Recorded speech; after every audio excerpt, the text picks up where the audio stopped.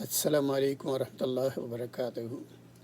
فوری in transit طرح سے بابر ملک آپ سے مخاطب ہے۔ پچھلے دنوں مجھے عمرہ پہ جانے کی سعادت نصیب ہوئی۔ اس سلسلے میں میرے جو تجربات رہے وہ میں آپ کے ساتھ شیئر کرنا چاہتا ہوں۔ تو چلیے چلتے ہیں عمرہ کی پلاننگ کی طرف۔ آپ کی اسکرین پر 2 ویب سائٹس ہیں جو ان لوگوں کے لیے کارآمد ہیں جو بذات خود عمرہ کے لیے جانا چاہتے ہیں۔ نسخ کی سائٹ پر نہ صرف آپ ای ویزا حاصل کر سکتے ہیں بلکہ روضہ رسول کی حاضری کا پرمٹ بھی حاصل کر سکتے ہیں۔ جس کمپنی کے ساتھ آپ جا رہے ہیں اس کے بارے میں تحقیق ضروری ہے۔ ان کی ویب سائٹ ضرور چیک کیجئے، ان کے بارے میں جو ریویوز ہیں ان کو بھی ضرور پڑھیے، ان کے فون نمبر ویریفائی کیجئے۔ اگر ہو سکے تو بزنس بیورو جو کہ BBB کہلاتی ہے، بیٹر بزنس بیورو کی سائٹ پہ جائیے، اس کمپنی کے بارے میں معلومات حاصل کیجئے۔ آپ کے واٹس ایپ گروپ جو ان کا بنتا ہے آپ اس کے ممبر ضرور بنیے تاکہ آپ کو اپڈیٹس ملتی رہیں اور آپ کا رابطہ ان کے لیڈر کے ساتھ قائم ہو۔ جب بھی آپ پے کریں تو میک شیور کسی انڈیویجول کو پے مت کیجیے بلکہ کمپنی کو ادا کیجیے اور کسی سیکیور میتھڈ کے ذریعے ہی پیمنٹ کیجیے، اور ان تمام پیمنٹس کے ڈاکومنٹس آپ کے پاس برقرار رکھنے چاہیے۔ آپ کے تمام ڈاکومنٹس ویلڈ ہونے چاہیے۔ پاسپورٹ کم از کم 6 ماہ کے لیے ویلڈ ہونا چاہیے۔ ای ویزا اور سعودی انشورنس، نسخ کا پرمٹ، سب کی نہ صرف یہ کہ آپ کے پاس ہارڈ کاپیز ہونی چاہیے بلکہ آپ ان کے الیکٹرانک کاپیز بھی جو ہے وہ اپنے پاس رکھیں۔ جس ایئر لائن کے ساتھ آپ جا رہے ہیں میک شیور آپ اپنے آپ کو ان کے ساتھ رجسٹر ضرور کروائیں تاکہ اگر ان کی فلائٹ میں کوئی تبدیلی ہو تو وہ براہ راست آپ کو رابطہ کر سکیں۔ اگر آپ کو چلنے میں کوئی دقت ہے تو میک شیور کہ ایئر لائن سے آپ ویل چیئر ڈیمانڈ کریں۔ ابتدا میں ہی جب آپ ویل چیئر مانگ لیتے ہیں تو پھر آپ کو آسانی رہتی ہے۔ اپنی ادویات کی مکمل لسٹ اپنے پاس ضرور رکھیں۔ تیاری کرتے وقت ایئر لائن کی لگیج پالیسی کو ضرور مد نظر رکھیے گا۔ تو چلیے ہم سفر کا آغاز کرتے ہیں۔ جب آپ ایئرپورٹ پر پہنچیں تو میک شیور کہ بورڈنگ پاس اور لگیج ٹوکن کی کاپیز، الیکٹرانک کاپیز آپ کے پاس ہونی چاہیے تاکہ جب آپ ڈیسٹینیشن میں پہنچیں اور اگر لگیج آپ کو نہ ملے تو وہ ٹوکن آپ کو کام آ سکیں۔ فلائٹ کے دوران کچھ لوگوں کے پاؤں میں ورم آ جاتا ہے، اس سے بچنے کے لیے ضروری ہے کہ سفر سے پہلے پروسیس فوڈ اور نمک کا استعمال ترک کر دیں۔ ریڈ میٹ سے بھی احتراز کریں، لوز کپڑے پہنیں، اپنی سیٹ پر سے اٹھ کر چہل قدمی کرتے رہیں وقتاً فوقتاً، اور پاؤں کی ایکسرسائز جو ہے بھی وقتاً فوقتاً کرتے رہیں۔ دونوں ہاتھوں کی انگلیوں کو پھنسا کر سر سے اوپر چھت کی طرف کر کے اپنے بازوؤں کو اور کندھوں کو دائیں بائیں ان کو حرکت دیں، اس سے آپ کی بلڈ سرکولیشن جو ہے وہ متاثر نہیں ہوگی۔ لانگ کمپریشن ساکس ضرور پہنیں۔ ان ساکس کو کون بیچتا ہے آپ APMA کی سائٹ پر جا کر معلومات حاصل کر سکتے ہیں، یا پھر امیزون کی سائٹ سے بھی آپ یہ ساکس خرید سکتے ہیں۔ اب ہم پہنچے ہیں استنبول ایئرپورٹ پر جو کہ ہمارا لے اوور ایئرپورٹ تھا۔ ایئرپورٹ استنبول ہو یا کوئی بھی ہو، آپ کے پاس کم از کم 1.5 سے 2 گھنٹے کا وقفہ ضرور ہونا چاہیے تاکہ آپ بآسانی اپنی فلائٹ پکڑ سکیں۔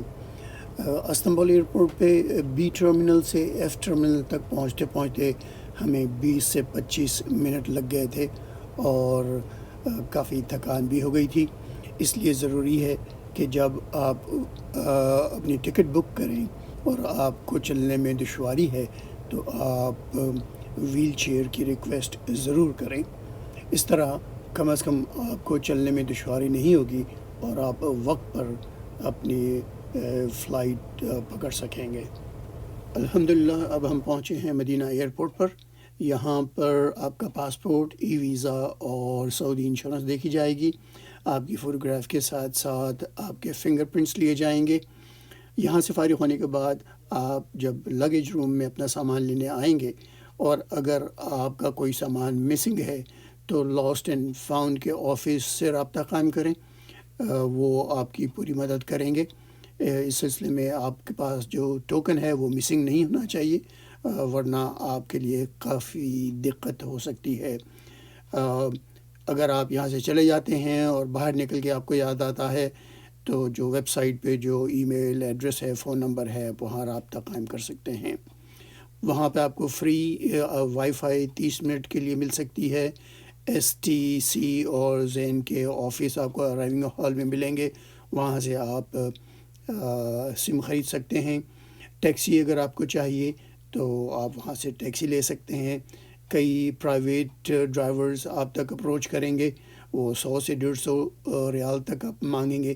میک شیور کہ آپ ان کے ساتھ بارگین کرتے ہیں۔ میں نے بارگین کرتے ہوئے 75 ریال ان کو دیے تھے اور وہاں سے وہ حرم کے پاس میرے ہوٹل میں وہ مجھے لے کے آئے تھے۔ اگر آپ گروپ کے ساتھ ہیں اور آپ کی بس وہاں موجود ہے تو آپ کا لیڈر آپ کو باہر نکلتے ہی سامنے پارکنگ لاٹ میں لے کے آئے گا جہاں پر آپ کی بس تیار ہوگی۔ اگر آپ کے پاس لیڈر نہیں ہے تو آپ کے پاس بس کا نمبر، اس کا کلر وغیرہ آپ کے پاس موجود ہونا چاہیے تاکہ بآسانی آپ بس کو تلاش کر سکیں۔ جب آپ اپنا سامان بس کے پاس لے کے آتے ہیں تو میک شیور کہ آپ کا سامان بس میں رکھ دیا گیا ہے۔ یہ مت سوچیے گا کہ کوئی اس کو رکھ دے گا، یہ آپ کی ذمہ داری ہے اور آپ اس کو لے کے بس کے اندر رکھوائیں۔ جب آپ اپنے ہوٹل پہ پہنچتے ہیں تو وہاں پر بھی آپ کو خود اپنے سامنے دیکھنا چاہیے کہ آپ کا سامان کون سا بس بوائے ہے جو لے کے جا رہا ہے اور اس کی ٹرالی کا نمبر کیا ہے۔